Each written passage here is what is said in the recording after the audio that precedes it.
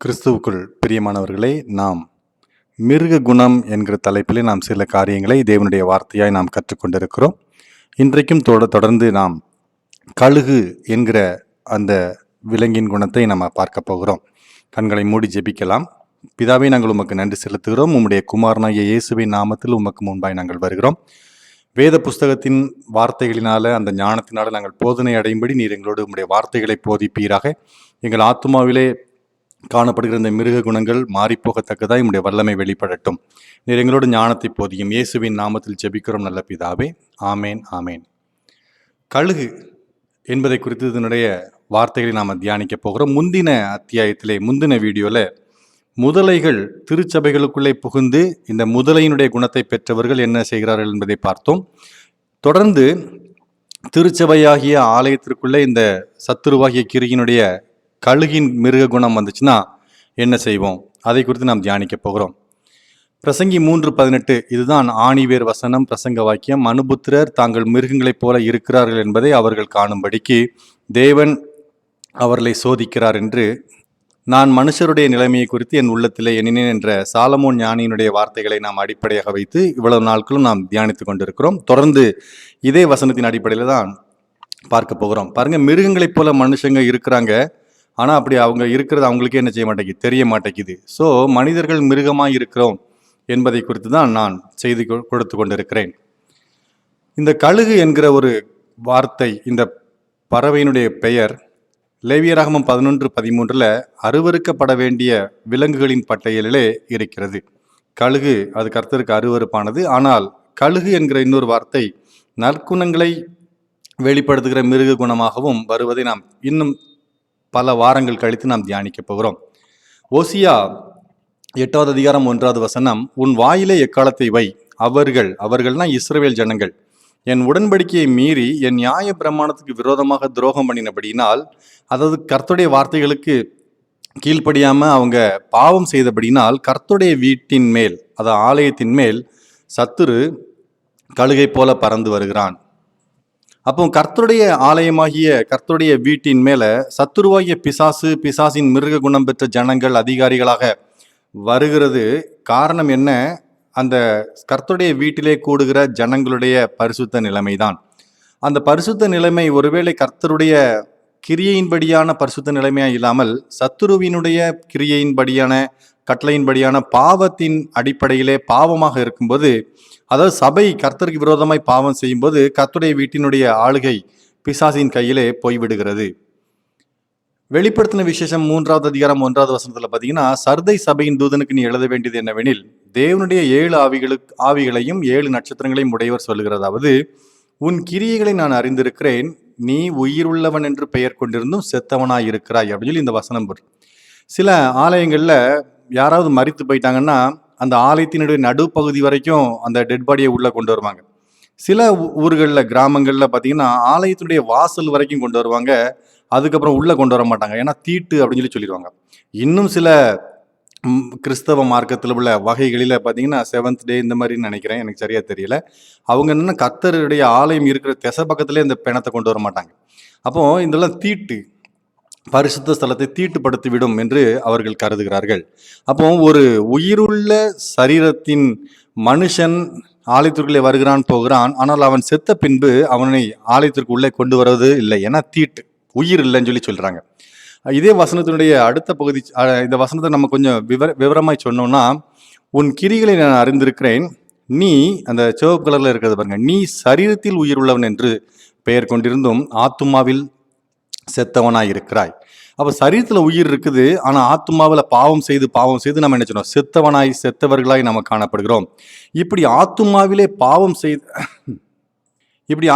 நாம் பாவம் செய்து நம்ம செத்தவர்களாய் நாம் காணப்படும் பொழுது, இந்த ஆத்துமாக்கள் ஆலயத்திற்குள்ளே புகுந்து நிறைய இடங்கள்ல பார்த்தீங்கன்னா அதிகாரங்களுக்குள்ளே சென்று அவர்கள் பாவத்தை கொண்டவர்களாய் இருக்கிறதுனால பரிசுத்தம் இன்னதென்று அறியாதவர்களாய் இருந்து அவர்கள் கர்த்தருடைய அதிகாரத்திலே, கர்த்தருடைய ஆளுகைக்குள்ளே, கர்த்தருடைய ஆலயத்திற்குள்ளே ஆட்சி செய்து கொண்டு இருக்கிறதை நாம் பார்க்க முடியும். பாருங்க, நிறைய தலைவர்கள், நிறைய ஊழியர்கள் பரிசுத்தமும் பாவமும் செய்து கொண்டே, அல்லது பரிசுத்தம் இல்லாமல் பாவம் செய்து கொண்டே இந்த மாதிரி பரிசுத்த ஸ்தலங்களுக்குள்ள ஏறுகிறதுனால ரட்சிக்கப்படாமல் கர்த்தருடைய ஆலயத்துக்குள்ளே வருகிறதுனால, ரட்சிக்கப்படாமல் கர்த்தருடைய ஆளுகைக்குள்ளே அந்த அதிகாரங்களுக்குள்ளே அவர்கள் ஆட்சி செலுத்துகிறதுனால சபை இன்றைக்கு திண்டாடி கொண்டு இருக்கிறதை நாம் பார்க்கலாம். இது நம்முடைய பகுதிகளிலே மாத்திரமல்ல, தமிழகத்திலே மாத்திரமல்ல, இந்தியாவிலே மாத்திரமல்ல, உலகளாவிய எல்லா இடங்களையும் பாருங்க இந்த மாதிரி காரியங்கள் இருக்கு.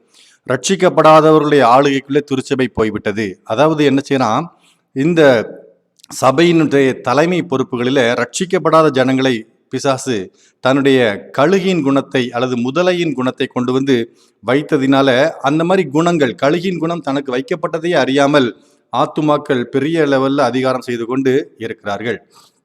சங்கீதம் 74:3 பாருங்க, நெடுங்காலமாய் பாழாய் கிடக்கிற ஸ்தலங்களில் உம்முடைய பாதங்களை எழுந்தருள பண்ணும், பரிசுத்த ஸ்தலத்திலே சத்துரு அனைத்தையும் கெடுத்து போட்டான். வசனத்தை பாருங்க, பரிசுத்த ஸ்தலமாகிய ஆலயத்திலே சத்துரு அத்தனை காரியங்களையும் கெடுத்து போட்டான். கர்த்தருடைய ஆலயத்திற்குள்ளே கர்த்தருடைய ஆலோசனை, கர்த்தருடைய வார்த்தைகள் பிரசங்கிக்கப்பட வேண்டும், செய்யப்பட வேண்டும், தேவ சித்தம் நடைபெற வேண்டும். ஆனால் இங்கே கர்த்தருக்கு சம்பந்தமில்லாத மிருக குணத்தை பெற்ற, கழுகினுடைய மிருக குணத்தை பெற்றவர்கள் தலைவர்களாக, ஊழியர்களாக எழும்பி வரும்பொழுது இவர்கள் என்ன செய்வாங்கன்னா தங்களுடைய சுய இஷ்டத்தை, சுய சித்தத்தை செய்ய ஆரம்பிப்பார்கள். ஒருவேளை அந்த அசன பண்டிகையில் அதை நான்வெஜ் போடணுமா வெஜிடேரியன் போடணுமாங்கிறது இவங்க தான் டிசைட் பண்ணுவாங்க. தரைக்கு டைல்ஸ் என்ன கலரில் போடணும், எந்த வேலையில் வாங்கணும், எல்லாத்தையும் இவங்க தான் டிசைட் பண்ணுவாங்க. ஊழியக்காரனை ஃபிக்ஸ் பண்ணுறது கூட இவங்க தான். இவர்களுக்கு சபையை கண்டித்து உணர்த்துகிற பிரசங்கங்கள்லாம் பிடிக்காததுனால இவங்க என்ன செய்வாங்கன்னா ஸ்ட்ராங்காக அடித்து பேசுகிற ஆட்களை கூப்பிடவே மாட்டாங்க. சும்மா அப்படி பூசி மெழுகுகிற ஊழியக்காரர்கள், அது பெரிய லெவலில் இருந்தாலும் பல லட்சங்கள் செலவு பண்ணினாலும் கூப்பிடுவாங்களே தவிர கண்டித்து உணர்த்துகிற போதகங்கள்லாம் இவங்க பக்கத்திலே விட மாட்டாங்க. ஏன்னா இவருடைய முக்கியமான நோக்கமே சபையை ஒழித்து கட்டுவதும், சபையை கெடுத்து போடுவதும், சபை மக்களுடைய பரிசுத்தத்தை குறித்து, விசுவாசத்தை குறித்து கவலைப்படாததுமானதாகவே இருக்கிறது. இவருடைய இன்னொரு முக்கியமான காரியம் சங்கீதம் 74:4 சொல்லுகிறது, உம்முடைய சத்துருக்கள் உம்முடைய ஆலயங்களுக்குள்ளே கெர்ச்சித்து தங்கள் கொடிகளை அடையாளங்களாக நாட்டுகிறார்கள். பாருங்க, ஆலயங்கள் கட்சி நடத்துகிற மாதிரி, அரசியல் நடத்துகிற மாதிரி மாறிடும். இந்த மாதிரி கழுகுகள், முதலைகளுடைய குணங்கள் உள்ள ஜனங்கள் ஆளுகையில் வரும்போது கட்சி நடத்துவாங்க. ஆலயத்திற்குள்ள ஊழியம் நடக்காமல் நிகழ்ச்சிகளை நடத்த ஆரம்பிக்கிறாங்க. அவரை சேர்ந்தவர், இவரை சேர்ந்தவர்னு சொல்லி பாகுபாடு வைத்து சபையை 2ஆய் 3ஆய் உடைத்து என்ன செய்வாங்கன்னா குளிர் காய்ந்து கொண்டு இருப்பார்கள். 1 கொரிந்தியர் 1:12 உங்களில் சிலர் நான் பவுலை சேர்ந்தவன் என்றும், நான் அப்பல்லோவை சேர்ந்தவன் என்றும், நான் கேபாவை சேர்ந்தவன் என்றும், நான் கிறிஸ்துவை சேர்ந்தவன் என்றும் சொல்லுகிறபடியால் நான் இப்படி சொல்லுகிறேன் அப்படின்னு சொல்லி சொல்றார். பாருங்க, கர்த்தருடைய சபையில கர்த்தரை சேர்ந்தவர்கள் தான் இருக்கணும், கிறிஸ்துவை சேர்ந்தவர்கள் தான் இருக்கணும், அது ஒரே கூட்டமா இருக்கணும். ஆனா இங்க பாத்தீங்கன்னா ஊழியக்காரர்களுடைய பெயரை வைத்து, பவுல் ஒரு அப்போஸ்தலர் தான், அப்போல்லோ ஒரு ஊழியக்காரன் தான், கேபா ஒரு பெரிய அப்போஸ்தலர் தான், எல்லாருமே நல்ல ஊழியம் செய்கிற ஜனங்கள், ஊழியம் செய்கிற ஊழியக்காரர்கள் தான். ஆனால் ஜனங்கள் பாருங்க பிரிஞ்சு கிடக்குறாங்க. இதே இவங்க ஒருவேளை ரட்சிக்கப்பட்ட ஊழியக்காரர்கள், ரட்சிக்கப்பட்டவர்கள். ஆனா இப்போ உள்ள தலைவர்கள்லாம் பாருங்க ரட்சிப்பின் அனுபவம் இல்லாதவர்களாய் பெரும்பாலானவர்கள் இருந்து கொண்டு அந்த அண்ணாச்சியை சேர்ந்தவர், நான் இவனை சேர்ந்தவன், நான் இவரை சேர்ந்தவன், நான் இவரை சேர்ந்தவன் சொல்லி இவங்களை துண்டு போட்டு சர்ச்சை 4ஆய் 3ஆய் உடைத்து அதில் குளிர் காய்ந்து கொண்டிருக்கிறார்கள். காரணம், அந்த தலைவர்களுக்குள்ளே அவர்களையே அறியாமல் கழுகினுடைய மிருக குணத்தை பிசாசு வைத்திருக்கிறான். ஆகவேதான் இந்த மார்க்க பேதங்கள் அல்லது அணி பேதங்கள் உருவாகிறது. ஒருவேளை இப்படிப்பட்ட ஆலயங்களுக்குள்ளே பெரிய பெரிய தலைவர்கள் கழுகினுடைய குணத்தை வைத்துக்கொண்டு அல்லது வல்ச்சருடைய குணத்தை வைத்துக்கொண்டு வருகிறார்கள் என்று சொன்னால் அது அவர்களுடைய தன்மைதான். கழுகுகள் வரத்தான் செய்யும், கழுகுகள் வரத்தான் செய்யும் ஆலயத்தில். ஏன்? யோபு 39:30, மத்தேயு 24:28 2 வசனமும் சொல்லுது. இன்னொரு வசனம் கூட இருக்குது, பிணம் எங்கேயோ அங்கே கழுகு சேரும். அப்போ பிணம் இருக்கிற இடத்துல நிச்சயமாய் கழுகு வரும், அது குற்றம் அல்ல. பிணம் கிடந்தா அது கழுகு வரதானே செய்யும், அதை சாப்பிட்றதா அதோடைய வேலை. ஆகவே இந்த பிணத்திற்காக அந்த கழுகுகள் வல்ச்சர் என்ன செய்து வருது. அப்போ பிணம் எங்க இருக்கு? சர்ச்சுக்குள்ள தான் இருக்குது. யாரு பிணம்? அங்க சர்ச்சுக்குள்ள சபையிலே கர்த்தரை ஆராதனை செய்கிற சபை மக்கள் தான் பிணம். பாருங்க, இந்த மக்கள் என்ன செய்வாங்கன்னா நிறைய பேர் பாவத்திற்கு மரித்தவர்களா இராமல் பாவத்தில் மரித்தவர்களா என்ன செய்வாங்க இருப்பாங்க. ரோமர் 6:11 பார்த்தீங்கன்னா, அப்படியே நீங்களும் உங்களை பாவத்திற்கு மரித்தவர்கள். அப்போ பாவத்திற்கு மரித்தவர்கள்னா பரிசுத்தமானவர்கள் சொல்லி அர்த்தம். நம்முடைய கர்த்தராகிய இயேசு கிறிஸ்துவுக்குள் தேவனுக்கென்று பிழைத்திருக்கிறவர்களாகவும் எண்ணிக்கொள்ளுங்கள். பாருங்க, பாவத்திற்கு மரித்தல் அப்படின்னு சொன்னா, நான் ஒரு பாவத்தை செய்து கொண்டிருக்கிறேன். இப்போ ஒரு உதாரணமா நான் சிகரெட் குடிச்சிருக்கிறேன்னு வைங்களேன். இது இப்போ நான் பாவத்தில் மரித்திருக்கிறேன். இந்த எபேசியர் 2:1 பாத்தீங்கன்னா, அக்கிரமங்களினாலும் பாவங்களினாலும் மரித்தவர்களாய் இருந்த உங்களுடைய ஆத்துமாக்களை அவர் உயிர்ப்பித்தார். அப்போ ஒரு பாவம் என்னை ஆளுகை செய்கிறது, என் ஆத்துமாவை அடிமைப்படுத்தி இருக்கிறது. இப்பொழுது நான் சிகரெட் குடிக்கிற பாவத்தினால் நான் மரித்திருக்கிறேன். அப்போ நான் பாவியா இருக்கிற அந்த அனுபவத்தை தான் பாவங்களில் மரித்திருக்கிற அனுபவம், பாவங்களினால் மரித்திருக்கிற அனுபவம் என்று சொல்லுகிறோம். அப்போ பாவங்களினால் மரித்தல் அப்படின்னு சொன்னா, பாவ பழக்க வழக்கங்கள் என்னுடைய ஆத்துமாவை கொன்று போட்டு இருக்கிறது. ஆனால் நான் சரீரத்தில் உயிரோடு தான் இருப்பேன். ரோமர் 6:11 பார்த்தீங்கன்னா, நீங்கள் உங்களை பாவத்திற்கு மரித்தவர்கள் அப்படின்னு சொன்னா என்ன அர்த்தம்? இப்போ நான் இருக்கிறேன், பாவம் செய்து கொண்டு இருக்கிறேன், சிகரெட் குடிக்கிறேன்னு வைங்களேன். திடீர்னு நான் ஒரு நாள் மனம் திரும்புகிறேன். இப்போ நான் என்ன செய்ய மாட்டேன்னா, மனம் திரும்பின பிறகு இந்த சிகரெட் குடிக்கிற பாவத்துக்கு நான் அடிமைப்பட மாட்டேன். இப்பொழுது என்னுடைய நிலை பாவத்திற்கு மரித்த நிலை. அதாவது பாவம் என்ன ஆக்டிவேட் பண்ணிவிட முடியாது. ஏதோ எனக்கும் அதற்கும் சம்பந்தம் இல்லாதது போல நான் என்ன செய்வேன், போய்கொண்டு இருப்பேன். அப்போ பாவத்தினாலும் அக்கிரமங்களினாலும் மரித்த நிலைமை பாவம் செய்கிற ஒரு நிலையை குறிக்கிறது. பாவத்திற்கு மரித்த நிலைமை பரிசுத்த வாழ்க்கை குறிக்கிற ஒரு வாழ்க்கையா இருக்கிறது. அப்போ இந்த சபை மக்கள் அநேக வித்தியாசமான பாவங்களுக்குள்ளே இருக்கிறதுனால, டிவி பார்க்கறது, நாடகம் பார்க்கறது, சினிமா பார்க்கறது, காமெடி பார்க்கறது, சிகரெட் குடிக்கிறது, விபச்சாரம் செய்கிறது, காதலிப்பது, இப்படி பற்பல விதமான பாவங்களை செய்து கொண்டிருக்கிற சபையா இருந்தால் அங்க நிச்சயமா கழுகு வரத்தான் செய்யும். அப்ப கழுகு வர்றது சபையினுடைய குற்றமாய்த்தான் காணப்படுகிறது தவிர நாம அவர்களை குற்றப்படுத்த முடியாது. அப்ப சபை திரும்ப வேண்டும், சபை மனம் திரும்ப வேண்டும். பாருங்க, சபை மனம் திரும்பி நல்ல பரிசுத்தமா இருந்தா இந்த கழுகுகள் ஓடி போயிடும். எபிரேயர் 13:7 என்ன சொல்லுகிறது? தேவ வசனத்தை உங்களுக்கு போதித்து உங்களை நடத்தினவர்களை நீங்கள் நினைத்து அவர்களுடைய நடக்கையின் முடிவை நன்றாய் சிந்தித்து அவர்களுடைய விசுவாசத்தை பின்பற்றுங்கள். சபை மக்கள் நமக்கு முன்பாக இருக்கக்கூடிய தலைவர்கள், அது ஊழியராக இருந்தாலும் சரி, நிர்வாகத்தை பண்ணுகிற அதிகாரிகளாக இருந்தாலும் சரி, அவங்கள ரொம்ப கவனமா பார்க்கணும். நம்ம அவங்க என்ன செய்யறாங்க, என்ன பேசுறாங்க, ரொம்ப கவனமாய் பார்க்கணும். பார்த்து நாம் அவருடைய விசுவாசத்தை பின்பற்ற வேண்டும். ஆனால் நாம் அவருடைய விசுவாசத்தை பின்பற்றாமல் நாம் அவங்களுடைய கொள்கைகளை பின்பற்றுகிறோம், கோட்பாடுகளை பின்பற்றுகிறோம், அவர்களுடைய இஷ்டங்களை நாம் என்ன செய்யறோம், பின்பற்றுகிறோம். இவர் என்னுடைய ஊர், இவர் என்னுடைய சொந்தக்காரர், இவர் எனக்கு வேண்டியவர், இவரை நான் ரொம்ப நேசிக்கிறேன், இவர் மேல எனக்கு ரொம்ப மரியாதையும் அன்பும் உண்டு, ஆகவே நான் அவரை பின்பற்றுகிறேன். தவறு. அவங்களுடைய விசுவாசத்தை பார்க்கணும். இப்போ ஒரு பிரச்சனை வருதுன்னு வைங்களேன், அந்த நபர் என்ன செய்கிறார் என்பதை பார்க்கணும். அவர் நீதியுள்ள நியாயாதிபதியாகிய இயேசுவிடத்துல போகிறாரா, அல்லது தன்னுடைய வழக்குகளை தீர்க்கும்படியான வேறு காரியங்களை செய்கிறாரா? வேற பெரிய மனிதர்களை பார்ப்பதோ, கோர்ட்டுக்கு போவதோ, நீதிமன்றத்திற்கு போவதோ, மற்ற ஆலோசனை கேட்பதோ அவர்கள் போகிறார்களான்னு சொல்லி பாருங்க.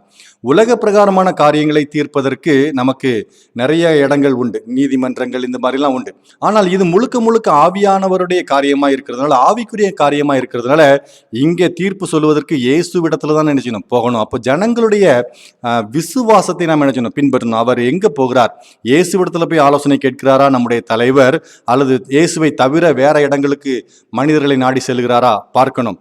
ஒருவேளை பணத்தை பின்பற்றுகிறாரா, சாராயத்தை பின்பற்றுகிறாரா, அடிதடியை பின்பற்றுகிறாரா பார்த்து அந்த அவங்களுடைய நடக்கையினுடைய முடிவை நாம பார்த்து நாம விலகிடணும். அவங்க தப்பாய் நடந்தாங்கன்னா விலகி போயிடணும்.